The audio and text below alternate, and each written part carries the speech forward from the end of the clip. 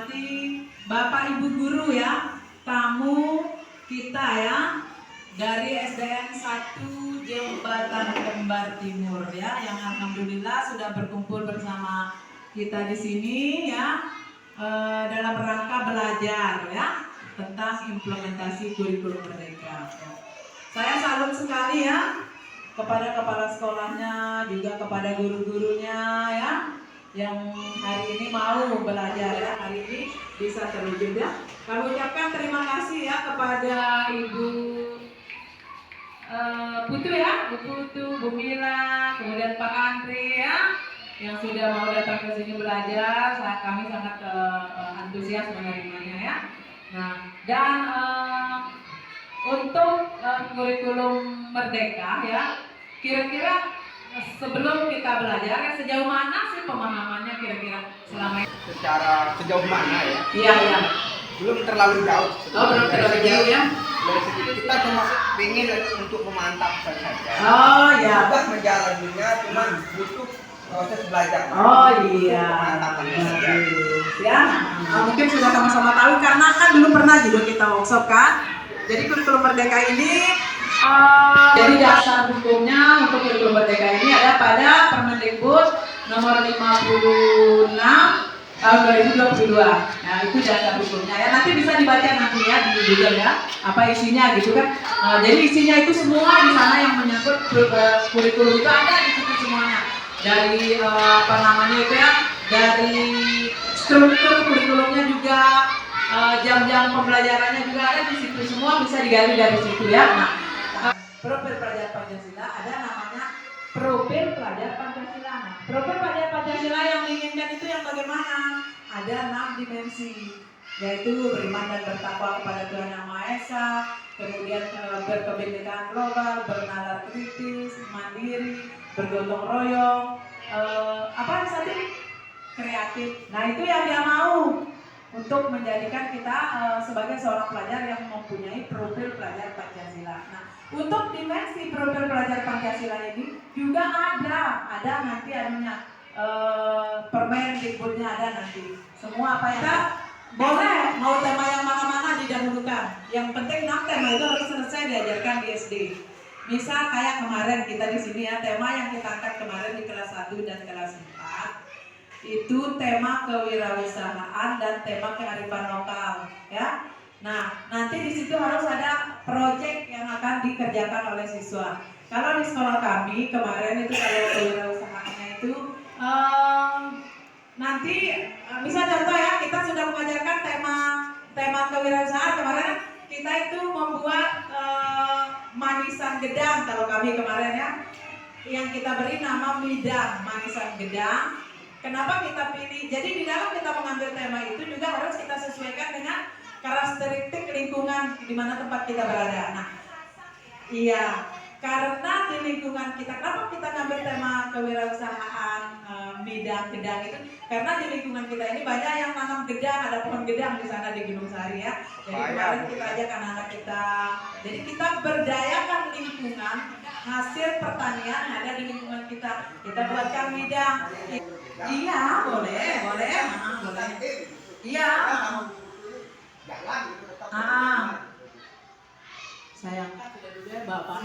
Akan dilanjutkan nanti di kelas 2-nya. Nah, sementara kan itu untuk yang P5-nya itu ada 6 tema yang berbeda yang harus dituntaskan oleh anak ini dalam 6 tahun. Nah, pada saat dia kelas 1 dia akan menyelesaikan 2 tema. Kelas 2 2 tema. Kelas 3 2 tema. Nah, gitu.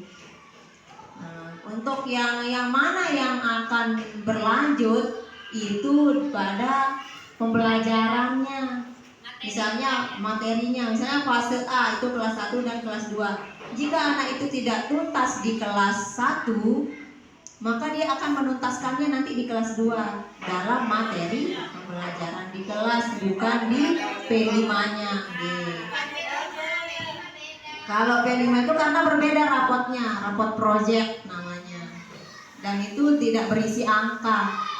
Isinya tentang deskripsi, apakah berkembang, mulai berkembang sesuai harapan, tidak berkembang, gitu aja intinya dicentang-centang begitu. Yang kolom 2. Udah berapa kolom itu di sana? 2. Ada kolom kan? Dua. Supaya nanti Pak Ari menjelaskan ya. Tema kan soalnya berbeda. Jadi ini nanti dilanjutkan sama oke dah, bukan begitu, otomatis sudah tahu ini kosong. Gitu, nggak boleh kosong ya. Iya, asesmen diagnostik ya. Misalnya kita tes kemampuan siswa kita di bidang matematika. Ada tes diagnostik itu kan ada dua macam, ada yang kognitif dan non kognitif, ya kan? Jadi yang kognitif yang bersifat ilmu pengetahuan, gitu kan? Bersifat ilmu pengetahuan. Kemudian yang non kognitif yaitu bersifat kayak sikap, karakter dan segala macam, itu kan? Emosional anak-anak itu yang kita akan cari. Sehingga nanti di dalam satu kelas itu mungkin ada kelompok yang sedang, mungkin yang kelompok lemah, kelompok yang pintar, mungkin bisa kita atur ya seperti itu. Atau mungkin ada kelompok yang hobinya membaca, ada kelompok yang hobinya matematika, ada kelompok, sehingga nanti guru itu akan mengajarkan dengan metode yang mana lah yang sebaiknya dilakukan untuk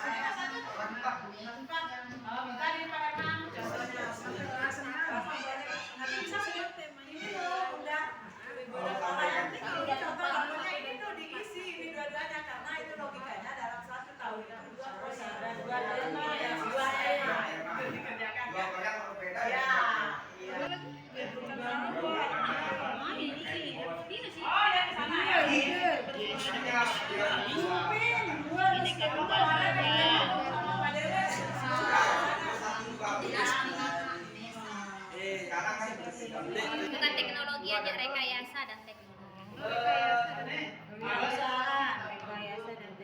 Ya bukan sekali. Bangunlah nabi. Bangunlah jiwa. Supaya Bangunlah jiwa dan raga. apa yang kita dapatkan di dalam itu dapat berlanjut. namanya seperti ini kalau sekolah penggerak gitu kan, karena kami yang sudah benar-benar intensif mengikuti pendidikan dan bahkan sampai sekarang ini kami juga tetap pendidikan, selama 3 tahun. Makanya ketika guru-guru itu sedang libur sekolah, kita diklat biasanya kan, tidak ada liburnya biasa kita diklat gitu kan. Jadi pendidikan kita itu baru selesai nanti di tahun 2025. Jadi tetap kita terus menerus kita diisi terus anunya gitu dengan pendidikan kurikulum merdeka ini. Nah, mungkin itu saja saya akhiri dengan ucapan wassalamualaikum warahmatullahi wabarakatuh.